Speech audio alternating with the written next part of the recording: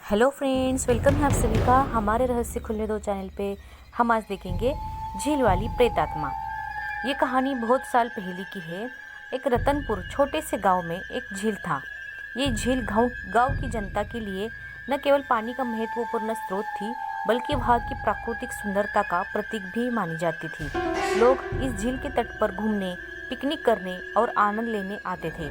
परंतु इस झील के पास एक पुराने जमाने के मंदिर की भी एक कहानी थी। मान्यता के अनुसार झील के नीचे एक प्रेत आत्मा बसने आई थी। लोगों के मन में उसकी उपस्थिति को लेकर भयानक कथाएं फैली रहती थी। एक दिन गांव के एक बच्चे ने ऋषि ने उस मंदिर के पुजारी से पूछा, क्या सचमुच झील में प्रेत आत्मा बसती है?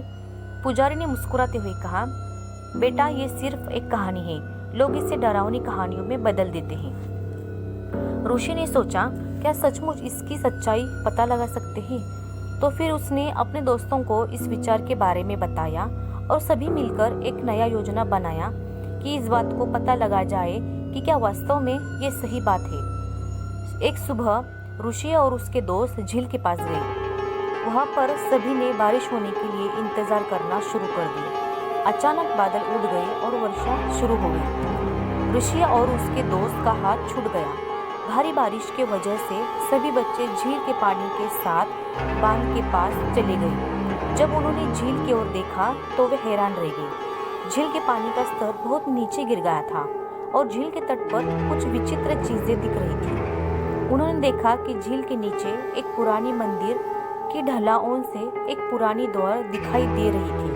उन्होंने देखा कि उस द्वार के पास एक वृक्ष था और वृक्ष पर एक पुरानी पुस्तक थी। उन्होंने पुस्तक खोली और देखा कि इस झील के बारे में एक पुरानी कहानी लिखी गई थी। इस कहानी में लिखा था कि कई साल पहले इस झील में एक शानदार महल था, जिसे एक राजकुमार ने बनवाया था। लोग उसे बहुत प्यार करते थे और उसे अपने घर मानते थे। एक दिन झील में हुई भयंकर बाढ़ ने महल को नष्ट कर दिया और राजकुमार को भी ले गई। राजकुमार की मौत के बाद उसकी आत्मा इस झील में बसने आ गई थी। ऋषि और उसके दोस्तों को ये कहानी बहुत प्रभावित करी। वे अब झील के पास बारिश की वजह से निचले स्तर पर आए हुए मंदिर के प्रत्येक विचार को समझने लगे थे। उन्होंने सब ने मिलकर उस मंदिर के द्वार पर धूप दिया और फूल चढ़ाए और राजकुमार के आत्मा के शांति के लिए प्रार्थना भी की। तभी झील के पानी का स्तर बढ़ने लगा और धीरे धीरे वह विचार लोगों के मन से गायब होने लगा।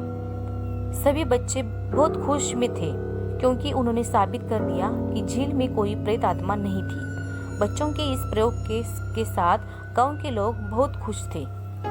तो दोस्तों, कैसी लगी कहानी हमें कमेंट में ज़रूर बताना। ऐसी कहानी देखने के लिए हमारे चैनल को लाइक, सब्सक्राइब और शेयर जरूर करिएगा। फिर मिलते हैं और एक नई डरावनी और इसमें कहानी के साथ अगले वीडियो में।